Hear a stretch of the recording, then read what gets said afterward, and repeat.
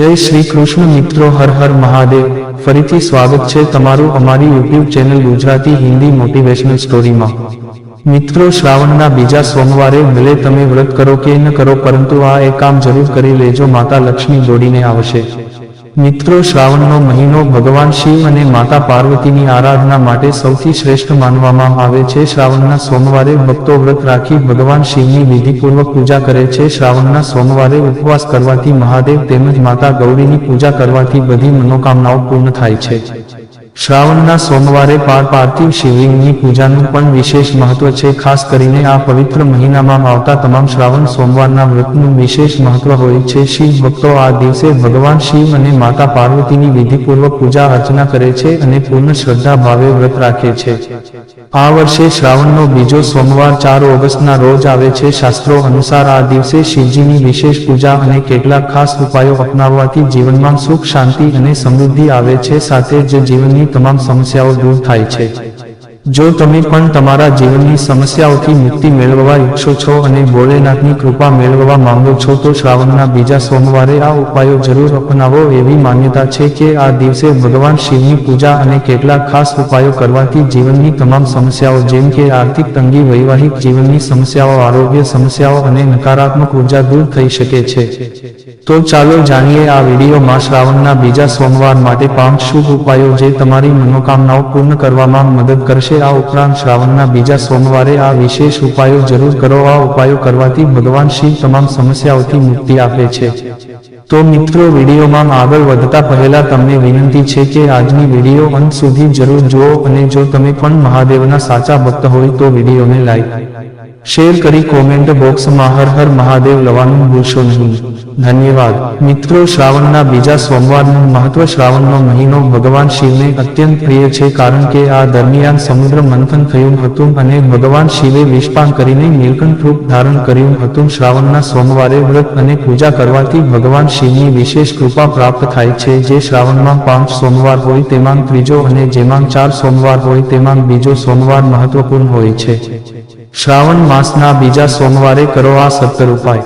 Number 1, બીલીપત્રના ઝાડ નીચે દીવો પ્રગટાવો। શ્રાવણના બીજા સોમવારે સાંજે બીલીપત્રના ઝાડ નીચે સરસવના તેલનો દીવો પ્રગટાવો। બીલીપત્રનું ઝાડ ભગવાન શિવને ખૂબ પ્રિય છે। એવું કહેવાય છે કે તેની નીચે દીવો પ્રગટાવવાથી ભગવાન શિવ જલ્દી પ્રસન્ન થાય છે અને અકાળ મૃત્યુનો ભય દૂર થાય છે, સાથે જ તમામ પાપોનો નાશ થાય છે અને પુણ્યફળની પ્રાપ્તિ થાય છે। નંબર 2, પૂજા ઘરમાં દીવો પ્રગટાવો। આ પ્રસંગે પૂજાઘરમાં ભગવાન શિવની મૂર્તિ સામે ઘીનો દીવો પ્રગટાવો। આ દીવો આખી રાત સુધી બળે તો વધુ સારું છે। પૂજાઘરમાં દીવો પ્રગટાવવાથી ભગવાન શિવ પ્રસન્ન થાય છે અને ઘરમાં શાંતિ તેમજ સકારાત્મકતા આવે છે। નંબર 3, તુલસીના છોડ પાસે દીવો પ્રગટાવો।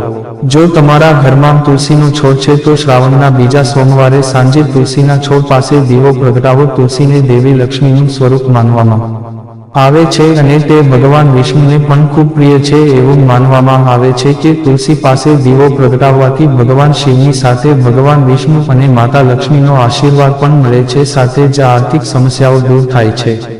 નંબર 4, મુખ્ય દ્વાર પર દીવો પ્રગટાવો। શ્રાવણના બીજા સોમવારે તમારા ઘરના મુખ્ય દ્વાર પર દેશી ઘીનો દીવો જરૂર પ્રગટાવો। મુખ્ય દ્વાર પર દીવો પ્રગટાવવાથી ઘરમાં સકારાત્મક ઉર્જાનો વાસ થાય છે અને જીવનમાંથી નકારાત્મક શક્તિઓ દૂર રહે છે, સાથે જ ઘરમાં માતા લક્ષ્મીનો વાસ થાય છે અને ધન ધાન્યમાં વૃદ્ધિ થાય છે। નંબર 5, રસોડામાં દીવો પ્રગટાવો। શ્રાવણના બીજા સોમવારે રસોડામાં ચૂલા પાસે એક નાનો દીવો પ્રગટાવો। આ દીવો માતા અન્નપૂર્ણાનું પ્રતીક માનવામાં આવે છે। એવું કહેવાય છે કે રસોડામાં દીવો પ્રગટાવવાથી ઘરમાં અન્ન અને ધનની ક્યારેય કમી નથી રહેતી, સાથે જ પરિવારના તમામ સભ્યોનું આરોગ્ય સારું રહે છે। નંબર 6, શિવલિંગનો પંચામૃતથી અભિષેક। શ્રાવણના બીજા સોમવારે સવારે વહેલા ઉઠીને સ્નાન કરો અને સ્વચ્છ વસ્ત્રો ધારણ કરો। શિવ મંદિરે જાઓ અને શિવલિંગ પર પંચામૃત, દૂધ, દહીં, ઘી, મધ અને મિશ્રીથી અભિષેક કરો। આ અર્પણ કર્યા પછી પ્રભુનો ગંગાજળથી અભિષેક કરો। અભિષેક દરમિયાન ઓમ નમઃ શિવાય મંત્રનો 108 વાર જાપ કરો। આ ઉપાય આર્થિક સમસ્યાઓ દૂર થાય છે, નોકરીમાં પ્રગતિ અને વૈવાહિક જીવનમાં સુખ લાવવામાં મદદ કરે છે। નંબર 7 ભગવાન શિવને બીલીપત્ર અને સફેદ ચંદન અર્પણ કરો. શ્રાવણના બીજા સોમવારે શિવલિંગ પર 3 પાંદડાવાળા બીલીપત્ર ચડાવો. બીલીપત્ર પર સફેદ ચંદન લગાવીને અર્પણ કરવાથી ભગવાન શિવ જલ્દી પ્રસન્ન થાય છે. સાથે જ ધતુરો, આંકડાના ફૂલ અને ભાંગ પણ ચડાવો. આ ઉપાય આરોગ્ય સંબંધી સમસ્યાઓ અને માનસિક તણાવ ઘટાડવામાં મદદ કરે છે. સાથે જ શ્રી શિવાય નમસ્તુભ્યમ મંત્રનો જાપ કરવાથી ફળ બમણું થશે. નંબર 8 જરૂરિયાતમંદોને દાન કરો.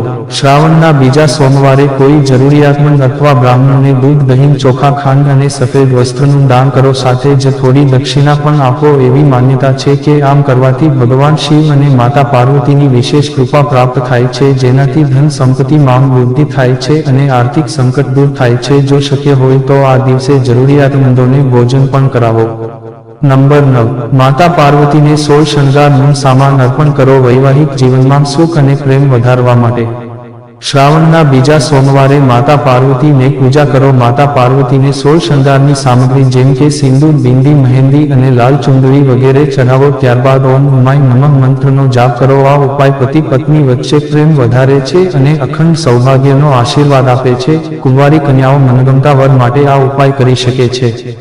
નંબર 10 આ રીતે પૂજન કરો. શ્રાવણના બીજા સોમવારે સવારે વહેલા ઉઠીને સ્નાન કરો અને સ્વચ્છ વસ્ત્રો ધારણ કરો. શિવ મંદિરે જાઓ અથવા ઘરમાં શિવલિંગની સ્થાપના કરો. ગણેશજી અને નવગ્રહોનું ધ્યાન કરીને પૂજા શરૂ કરો. શિવલિંગ પર ગંગાજળ, પંચામૃત અને બેલપત્ર ચઢાવો. ઓમ નમઃ શિવાય અથવા મહામૃત્યુંજય મંત્રનો જાપ કરો. પૂજા બાદ ગરીબોને દાન આપો અને પ્રસાદ વહેંચો. નંબર 11 ધન ધાન્યમાં વૃદ્ધિ માટે. જો તમે તમારા ધન ધાન્યના સાધનોમાં વૃદ્ધિ કરવા માંગો છો તો આજના દિવસે સ્નાન વગેરે પછી સ્વચ્છ કપડાં પહેરીને શિવ મંદિરે જવું જોઈએ અને ભગવાનની વિધિપૂર્વક પૂજા કરવી જોઈએ. આ માટે સૌથી પહેલા શિવલિંગ પર જળાભિષેક કરો. પછી રોલી ચોખાનું તિલક લગાવો. ત્યારબાદ ખાંડથી ભગવાનનું મોં મીઠું કરો અને ફળોનો ભોગ લગાવો. પછી ધૂપ, દીપ વગેરેથી ભગવાનની પૂજા કરો અને અંતે હાથ જોડીને પ્રણામ કરો. નંબર 12 જીવનના દરેક ક્ષેત્રમાં વિજય માટે. જો તમે જીવનના દરેક ક્ષેત્રમાં વિજય પ્રાપ્ત કરવા માંગો છો તો આજના દિવસે તમારે બેલપત્રોની માળા બનાવીને શિવલિંગ પર ચઢાવવી જોઈએ. સાથે જ શિવલિંગ પર જળાભિષેક પણ કરવો જોઈએ. નંબર 13 સંતાન સુખ માટે. જો તમે તમારા જીવનમાં સંતાન સુખ મેળવવા માંગો છો તો આજના દિવસે તમારે સફેદ ફૂલોની પુષ્પાંજલિ લઈને શિવજીના ચરણોમાં અર્પણ કરવી જોઈએ અને ભગવાનને ગોળાની મીઠાઈનો ભોગ લગાવવો જોઈએ. નંબર 14 જીવનમાં ખુશીઓ માટે. જો તમે તમારા જીવનમાં ખુશીઓનો અંબાર લગાવવા માંગો છો અને તમારું જીવન ખુશહાલ જોવા માંગો છો તો આજના દિવસે તમારે શિવ મંદિરમાં જઈને ભગવાન શંકરની વિશેષ પૂજા કરવી જોઈએ અને તેમને મગની દાળ ચઢાવવી જોઈએ. નંબર 15 ભૌતિક સુખોમાં વૃદ્ધિ માટે. જો તમે તમારા ભૌતિક સુખોમાં વૃદ્ધિ કરવા માંગો છો તો આજના દિવસે ભગવાન શિવને ચંદનનું તિલક લગાવો. સાથે જ મધનો ભોગ પણ લગાવો. નંબર 16 લાંબી આયુ અને સારા આરોગ્ય માટે. જો તમે લાંબી આયુની પ્રાપ્તિ મેળવવા માંગો છો અને તમારું આરોગ્ય સારું રાખવા માંગો છો તો આજના દિવસે તમારે એક સૂકું નારિયેળ લઈને ભગવાન શંકરને અર્પણ કરવું જોઈએ. સાથે જ શિવ ચાલીસાનો પાઠ કરવો જોઈએ. નંબર 17 લગ્નના સંબંધોની ગૂંચવણ માટે. જો લગ્નને લઈને તમારા મનમાં કોઈ ગૂંચવણ હોય તો તેમાંથી બહાર નીકળવા માટે આજના દિવસે તમારે દહીંમાં થોડો ગોળ નાખીને શિવલિંગ પર અર્પણ કરવું જોઈએ. સાથે જ તમારી ગૂંચવણો દૂર કરવા માટે ભગવાનને પ્રાર્થના કરો. તો મિત્રો, આ રીતે તમે શ્રાવણ માસમાં ભગવાન શિવની વિશેષ પૂજા આરાધના કરીને તેમના આશીર્વાદ પ્રાપ્ત કરી શકો છો અને તમારા જીવનમાં દરેક દુઃખ, સમસ્યા, કષ્ટો દૂર થાય છે. તો મિત્રો, આશા છે કે આજની વિડીયો તમને જરૂર પસંદ આવી હશે. આજની વિડીયો સારી લાગી હોય તો વિડીયોને લાઇક, શેર કરી અમારી ચેનલ ગુજરાતી હિન્દી મોટિવેશનલ સ્ટોરીને સબસ્ક્રાઇબ જરૂર કરો અને કોમેન્ટ બોક્સમાં હર હર મહાદેવ અવશ્ય લખો. જય શ્રી કૃષ્ણ. ધન્યવાદ. નોંધ: આ વિડીયોમાં આપેલી કોઈ પણ માહિતીની ચોકસાઈ અથવા વિશ્વસનીયતાની ખાતરી આપવામાં આવતી નથી. આ માહિતી જ્યોતિષ, પંચાંગ, માન્યતાઓ અથવા ધાર્મિક ગ્રંથો જેવા વિવિધ માધ્યમોમાંથી એકત્રિત કરવામાં આવી છે અને તમારી સમક્ષ રજૂ કરવામાં આવી છે. અમારો ઉદ્દેશ્ય માત્ર માહિતી પૂરી પાડવાનો છે. Gujarati Hindi motivational story YouTube channel તેની સત્યતા અને સિદ્ધ હોવાની અધિકૃતતા આપી શકતા નથી. કોઈ પણ રીતે તેનો ઉપયોગ કરતા પહેલા કૃપા કરીને સંબંધિત નિષ્ણાતની સલાહ અચૂક લેવી.